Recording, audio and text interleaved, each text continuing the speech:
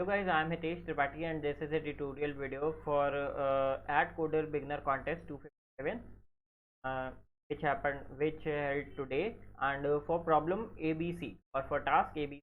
Okay? So as always A and B were easy and C kind of good you can. But before that, if you haven't subscribed this YouTube channel Coding Talkie, just go subscribe this YouTube channel. Here I am posting regular editorial videos, also problem like placements or internships, this then industry related questions, then blockchain related videos. Okay, and if you haven't checked Newton School pay after placement program yet, you can just to the link in description, register yourself. Okay, so what they do, they will train you as a full stack developer, they will make you industry ready, and not only this, after that they will also get you placed these different companies. Okay, now most amazing thing, you don't need to pay even a single penny until and unless you get placed in any of the company. Okay, and minimum CTC which they will provide you is 5 to 40 LPA. So you can go for this, right? If you are worried about your placement for this, you will get the link in description. As always, just go register yourself and check their pay after placement program. Now let's start with today's video and we are going to problem A, B and C. So problem A to Z is string 2.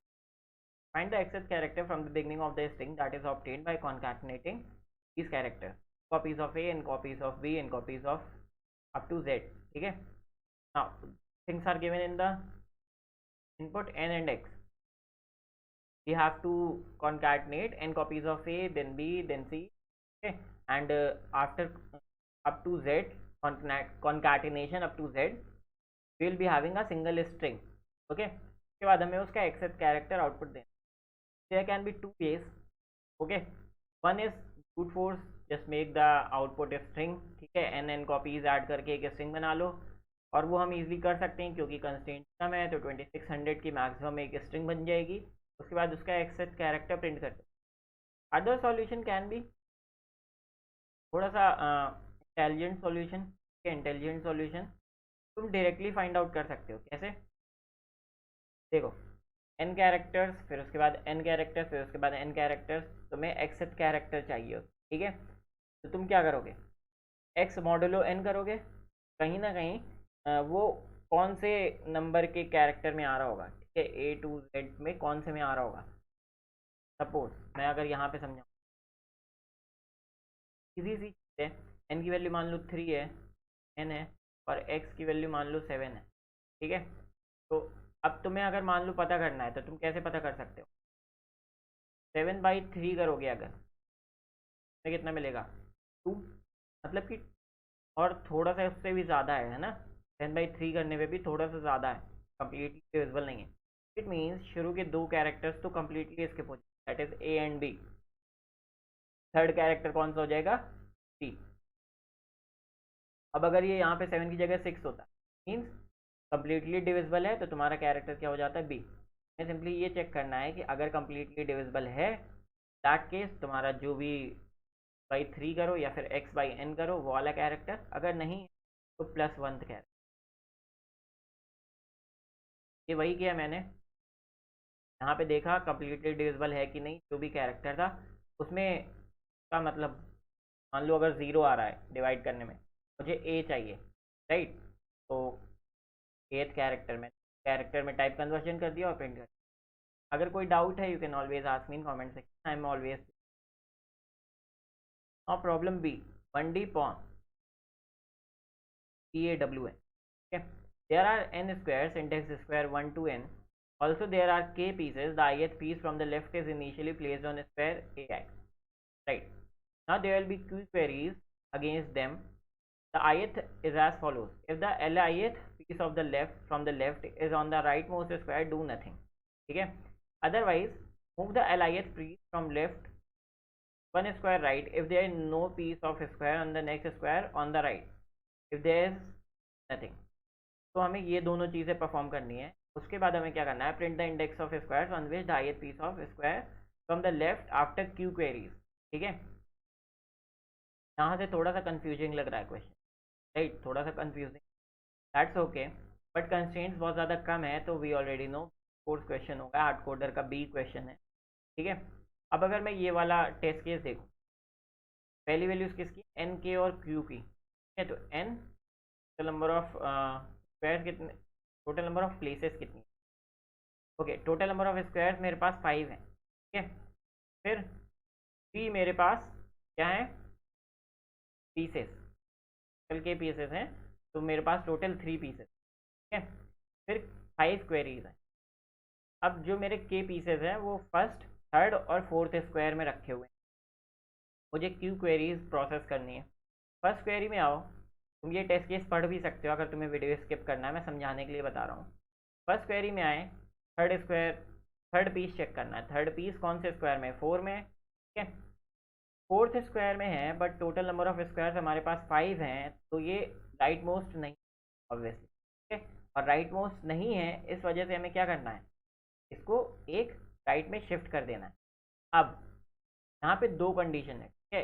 If L I एथ P already right most में है तो हमें कुछ नहीं करना था, क्योंकि राइट मोस्ट में नहीं है। 4 is not equals to 5, rightmost square कौन सा हो जाएगा, 5, and 4 is not equals to 5। उस केस में हमें क्या करना है, move the alight piece from the left 1 square right if there is no piece on the next square on the right. तो हमें एक चीज़ और चेक करनी है, राइट। इनिशियली हमारे स्क्वायर्स 1, 3 और 5 में थे, ठीक है। और फर्स्ट क्वेरी ने हमारी क्या कहा कि 4 को 5 में डाल दो, तो हम वो कर देंगे, क्योंकि 5 में ऑलरेडी कोई स्क्वायर नहीं है और 5 राइट मोस्ट भी नहीं, ठीक है। मतलब 4 राइट मोस्ट नहीं, हमने इसको 5 बना दिया। सेकेंड क्वेरी में आए, अगेन हमें ये वाला देखना था, ठीक है। बट अब ये जो फोर्थ है ये 5 बन चुका है, और 5 जो है वो हमारा राइट मोस्ट स्क्वायर है, तो हम क्वेरी में कुछ नहीं करना, ठीक है। ये वाली क्वेरी में आए, फर्स्ट मतलब फर्स्ट स्क्वायर में था, और सेकेंड स्क्वायर अभी खाली है, राइट, क्योंकि अभी हमारे कौन कौन से स्क्वायर भरे हुए हैं, 1 और 5, तब कि सेकेंड स्क्वायर खाली है। इस वाली क्वेरी में इसको क्या बना दोगे, 2। तो अब हमारे पास कौन कौन से स्क्वायर में आ गए, 2, 3 एंड 5। यहाँ तक की क्वेरी हमने प्रोसेस कर ली, और हमारे पास कौन कौन सी वैल्यू फिल हो गई, 2, 3 और 5। अब ये वाली प्रोसेस करते हैं। अगेन हमें फर्स्ट वाला प्रोसेस करना, फर्स्ट इंडेक्स का एलिमेंट, ठीक है। तो हमारे स्क्वायर्स कहाँ कहाँ से थे, 2, 3 और 5, ठीक है। प्रोसेस करना, तुम यहाँ पे ये चीज़ें पढ़ भी सकते हो, मैं सिंपली इन स्टेप्स को पढ़ रहा हूँ, ठीक है। यहाँ पे हूँ मैं, 2, 3, 5 में था मैं, ठीक है। अब मैं फोर्थ क्वेरी प्रोसेस कर रहा हूँ, जो कि 2 है, ठीक है। 2, 3 और 5 थे, फर्स्ट इंडेक्स पे क्या है, 2 है।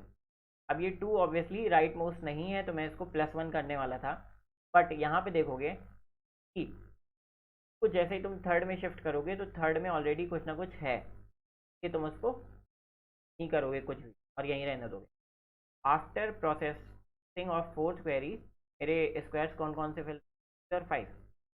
फिर लास्ट क्वेरी प्रोसेस करो, सेकेंड प्लेस पे 3 है, ठीक है। तो तुम आगे बढ़ा सकते हो कि फोर्थ स्क्वायर खाली है ऑलरेडी, तो अब मेरा फाइनल आंसर सारी क्वेरी प्रोसेस करने के बाद हो जाएगा 2, 4, 5, ठीक है। सिंपल सा प्रोसेसिंग था, मुझे बस क्या करना है, हर स्टेप में, मान लो मैं ith क्वेरी प्रोसेस कर रहा हूँ, तो मुझे ये पता होना चाहिए कि मेरे कौन कौन से स्क्वायर्स ऑलरेडी भरे हुए हैं, ठीक है। उसके बाद मैं सिंपली चेक कर सकता हूँ कि अगर ith क्वेरी वाला जो भी एलिमेंट है वो n के बराबर है तो मुझे कुछ नहीं करना, अगर n के बराबर नहीं है मुझे चेक करना है कि जो उसके जस्ट राइट वाला है, जैसे ये 3 था तो 4 वाला अगर खाली है मैं इसको 4 बना दूंगा, अदरवाइज कुछ नहीं। इजी सा क्वेश्चन था, मैं सॉल्यूशन दिखा देता हूँ, अगर कोई भी डाउट हो you can always ask me comment section. ये मैंने इनपुट ले लिया, फिर सारी क्वेरीज का इनपुट लिया, फिर हर स्टेप में आफ्टर प्रोसेसिंग एवरी क्वेरी, मैंने हर क्वेरी के बाद अपना एक अनऑर्डर्ड मैप अपडेट कर लिया, ठीक है, जो कि मुझे ये बताएगा कि कौन कौन से स्क्वायर खाली हैं, ठीक है।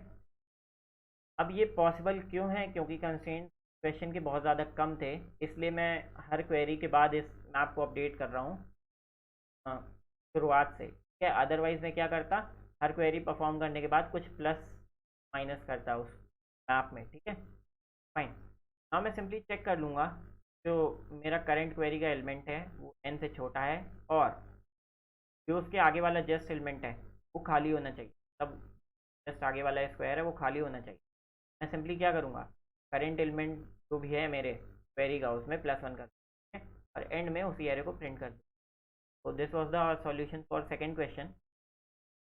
अब थर्ड क्वेश्चन देखते हैं। थोड़ा सा कंफ्यूजिंग है but problem is easy one. Robot Takahashi. There are n people, each of whom is either a child or an adult. The ith person has a weight Wi. Whether person is a child or adult is specified by a string of s of length n consisting of 0 and 1. If 0 है तो वो child है, otherwise 1 है तो वो adult है. When Takahashi the robot is given a real number x, Takahashi judges a person with weight less than x to be a child and person with weight more than x to be an adult. That's fine. यहाँ तक process, यहाँ तक जो हमारा problem statement तक clear है। मेरे पास कुछ n पीपल है, उन सबके WI कुछ कुछ वेट है, ठीक है। अब मेरे पास एक स्ट्रिंग है जिसमें से कुछ 0 है और कुछ 1 है। जो भी इंडेक्स 0 है वो मुझे बता रहा है कि जो nth पीपल था, n पीपल्स में जो ith पीपल है वो एक चाइल्ड है, और जो स्ट्रिंग में जो इंडेक्स 1 है वो मुझे बता रहे हैं कि ये वाले इंडेक्स के जो पर्सन है वो एडल्ट है। अब ताकाहाशी क्या करता है, ताकाहाशी एक x नंबर लेता है, x से जितने भी बड़े होते हैं वेट्स अमंग n वेट वो सारे एडल्ट के हो जाते हैं, ठीक है। और जितने भी छोटे होते हैं वो सारे तुम्हारे चाइल्ड के हो जाते हैं। That is fine. For a real value of x, let fx be the number of people whom Takahashi correctly जजेस वेदर दे आर चिल्ड्रन और एडल्ट। अब यहाँ पे अगर तुम यहाँ पे ये देखो टेस्ट केस, ठीक है, मान लो x की वैल्यू उसने 50 ली, ठीक है।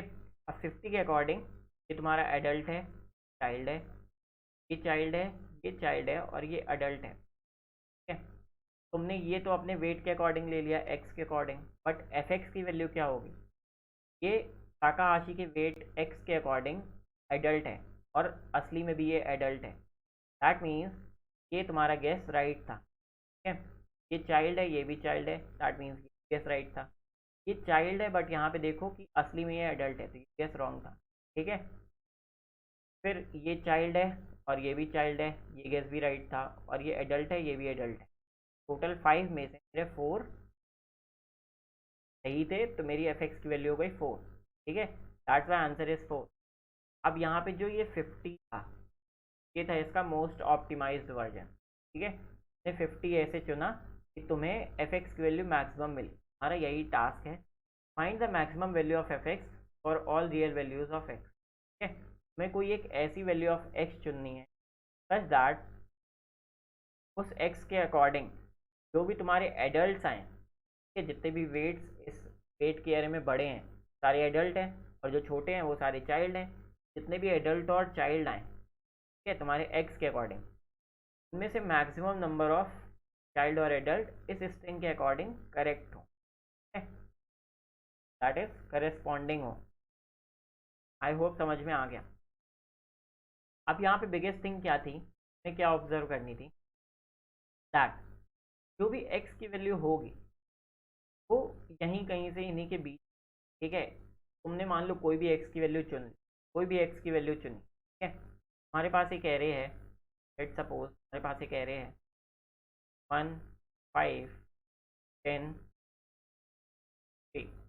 तुमने कोई भी x की वैल्यू चुनी, ठीक है। इसमें से कुछ वैल्यूज हमारी क्या हो जाएंगी, x से छोटी, और कुछ x से बड़ी, राइट। कोई भी x की वैल्यू चुन लो। अगर मैं इस एरे को सॉर्ट कर दूं, ठीक है, अगर मैं इस एरे को सॉर्ट कर दूं क्या हो जाएगा, सपोज 1 2 5 10 1 5 और 10। अब तुम्हें x की वैल्यू चुननी, x की वैल्यू कोई भी चुनो। सपोज मैंने x की वैल्यू चुन ली 2, ठीक है। तो ये चाइल्ड्स और इस साइड वाले सारे एडल्ट, ये एडल्ट चाइल्ड, ये मेरा वेस्ट हो जाएगा, ठीक है। सबसे पहली बात तो मुझे x की वैल्यू कोई एक ऐसी चुननी है जो इनके इक्वल ना हो। यहाँ पे ये चीज़ समझ में आ गई, क्योंकि ऐसी कोई कंडीशन नहीं है। अगर इक्वल वाले में तुम्हें बेटर आंसर मिल रहा है तो वो भी सही है, बट कहीं ना कहीं जो इक्वल वाली चीज़ है वो हमारे आंसर को ख़राब कर रही है, ठीक है। अगर तुमने x2 तो तुम्हें ऐसी वैल्यू नहीं, ठीक है, फाइन। अब तुमने ये देखा कि जितनी भी छोटी वैल्यूज़ हैं वो सारी क्या हो जाएंगी, सारी चाइल्ड्स और ये सारी एडल्ट, राइट। ओके, नाउ तुमने एक्स की वैल्यू कोई भी चूज करोगे तो कहाँ से चूज, ऑब्वियसली या तो इन दोनों वैल्यू के बीच में, या तो इन दोनों वैल्यू के बीच में, या तो इन दोनों वैल्यू के बीच, दोनों वैल्यू के बीच। इससे तो बड़ी कोई भी वैल्यू चूज, और इससे बड़ी कोई भी वैल्यू चूज कर लो, आंसर हमेशा फिक्स रहेगा, ठीक है। या तो सारे के सारे चाइल्ड्स बन जाएंगे या तो सारे के सारे एडल्ट्स बन जाएंगे। यही चीज़ तुम्हारी समझने वाली थी कि अगर तुम्हारी जो वेट की एरे है, अगर तुमने उसको सॉर्ट कर दिया, अगर तुमने उसको सॉर्ट कर दिया, तो तुम्हारी जो एक्स की पॉसिबल वैल्यूज़ हैं वो कहीं ना कहीं एमंग दीज वैल्यूज़ ही आएंगी और in between these values, right.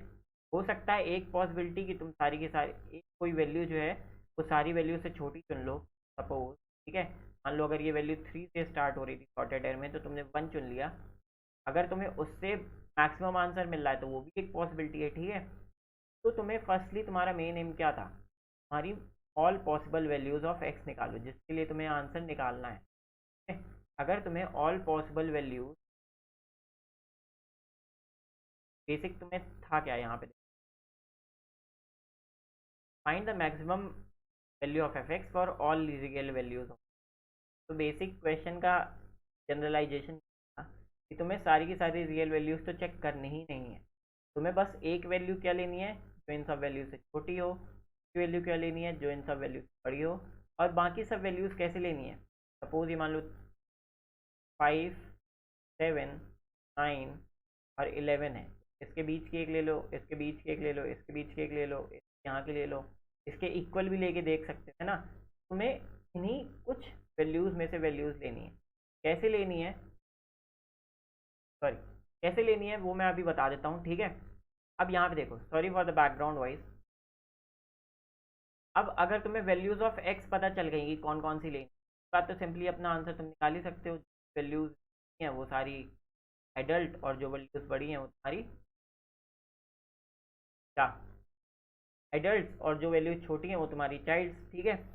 अब तुम्हारे सॉल्यूशन को दिखाता हूँ, और उससे तुम्हारा सिंपली क्या मिल जाएगा, जो भी एफ एक्स की वैल्यू है, ठीक है। यहाँ पे देखो, ये मैंने एक स्ट्रिंग ले ली, एक वैल्यू ऑफ एन के इनिशलाइज कर लिया, फिर एन और स्ट्रिंग की वैल्यू ले ली, मैंने एक वेक्टर ऑफ पेयर बनाया, ठीक है। इसमें पहली वैल्यू क्या डालूंगा, उसका वेट करंट वाले का। अब दूसरी चीज़ तुम यहाँ पे ये ध्यान रखनी है कि तुम इस एरे को सॉर्ट करोगे, तुम्हें इसके साथ और क्या सॉर्ट करना है, कि जो एडल्ट और ये सब थे ये सॉर्ट करना मत भूल जाना, ठीक है। इन क्वेश्चन तो यही था, तुमने अगर खाली वेट सॉर्ट कर दिए, ठीक है, और इसके साथ जो ये एडल्ट था, ये वो था, ये था, ये भी चाइल्ड था, ये भी चाइल्ड था, ये एडल्ट था, ये अगर तुम भूल गए तो यहीं पे सब खत्म हो जाएगा। क्यों, ये तो उसी के अकॉर्डिंग आंसर देना है ना, उसी से पता चलेगा ना मुझे कि कौन कौन से चाइल्ड थे और कौन कौन से एडल्ट थे, उसी से एफ एक्स की वैल्यू निकलेगी। तुम्हें जब सॉर्टिंग करनी है तो पेयर बना के सॉर्टिंग करनी है, ताकि ये जो वैल्यू है उसी के साथ कनेक्टेड रहे। मैंने एक पेयर बना लिया जिसमें उसकी वेट और उसके करेस्पॉन्डिंग 0 और 1 रहेगा, आंसर को 0 से इनिशलाइज कर दिया, फिर मैंने सिंपली वैल्यू पुश कर दी, वेट्स की वैल्यू ली और अपने करेस्पॉन्डिंग वेक्टर ऑफ पेयर में पुश किया एक्स, और उसके करेस्पॉन्डिंग उसकी जो भी 0 और 1 थी, राइट। अब अगर वो 1 था तो मैंने एक बार आंसर में सारे के सारे एडल्ट्स ले लिए, ठीक है। एक पॉसिबिलिटी ये है कि मैं जितने भी एडल्ट्स थे उनका जो वेट था उससे सबसे कम वेट ले लूँ एक्स की वैल्यू, और वो सारे एडल्ट्स मेरे आंसर में आ जाएंगे, ठीक है। तो maximum minimum possible answer always will be या तो टोटल नंबर ऑफ एडल्ट्स या तो टोटल नंबर ऑफ चाइल्ड्स, ठीक है। फिर मैंने सिंपली क्या किया, वेट के अकॉर्डिंग सॉर्ट कर लिया, एक्स को सिंपली अपने आंसर के इक्वल बना दिया, नंबर ऑफ एडल्ट्स फर्स्ट पूरी एरे में इटरेट कर लिया, ठीक है, वेट एरे में। यहाँ पे अपने नंबर ऑफ ज़ीरोज़ और नंबर ऑफ वंस की वैल्यू बैलेंस कर लो, ठीक है। सिंपली ith इंडेक्स पे आए, अगर वो 1 है तो यहाँ से अपना 1 हटा दो, कि अब तुम्हें छोटे वाले साइड 1 काउंट नहीं करना है। ये एफ एक्स की वैल्यू तुम बैलेंस कर रहे हो, राइट, ये एफ एक्स की वैल्यू बैलेंस कर रहे हो कैसे, जो भी तुम्हारे लेफ्ट साइड में तुम करेंट वेट को एक्स मान रहे हो, तो जो भी तुम्हारे लेफ्ट साइड में वेट्स हैं वहाँ पे जितने भी एडल्ट हैं उनको काउंट नहीं करना है, तो भी अगर एडल्ट मिल रहा है तो उसको हटा दो, और अगर कोई भी चाइल्ड मिल रहा है तो ऐड कर लो एफ एक्स में, कि अब जो मान लो तुम्हारी ये एरे है, ठीक है, ये वेट एरे थी 1 5 10, यहाँ पे तुम हो, ठीक है, यहाँ से डिवाइड कर रहे हो, तुम्हें इस साइड क्या लेने हैं, खाली जीरोस लेने हैं, और इस साइड के खाली वंस लेने हैं। बड़े वाले एडल्ट हैं और ये वाले चाइल्ड्स हैं, तभी तुम्हारी एफ एक्स की वैल्यू निकलेगी। मैं यही कर रहा हूँ, ठीक है, क्योंकि इनिशियली मैंने सारे वंस काउंट कर लिए हैं, तो जैसे ही मुझे 1 मिल रहा है तो मैं उसको हटा दूंगा यहाँ से, जैसे 0 मिल रहा है उसको एफ एक्स में प्लस कर दूंगा, ठीक है। ये एफ एक्स बैलेंस कर लिया। अब सिंपली देख लिया, अगर आई एन माइनस वन से बड़ा है तो मैं चेक कर लूँगा कि फर्स्ट और सेकंड कैरेक्टर बराबर नहीं है, सिंपली आंसर को मैक्स ऑफ आंसर और एक्स से अपडेट कर दो, अदरवाइज एफ एक्स की वैल्यू को हर बार तुम्हें अपडेट कर देना है, ठीक है, आंसर की वैल्यू को अपडेट कर दो एफ एक्स से, और सिंपली एंड में आंसर प्रिंट आउट कर दो। Thank you guys for watching this video. If you still have any doubt you can ask me in comment section for problem A, B and C. ठीक है, अगर तुमने Newton school का पे after placement programme अभी तक नहीं देखा, जस्ट गो चेक देयर पे after placement program and get the most out of it, and get link in the description for the registration. And if you haven't subscribed this YouTube channel Coding Talk is Newton, just go subscribe this YouTube channel and get the most out of it from all these free content which I am posting this channel. Thank you guys for watching.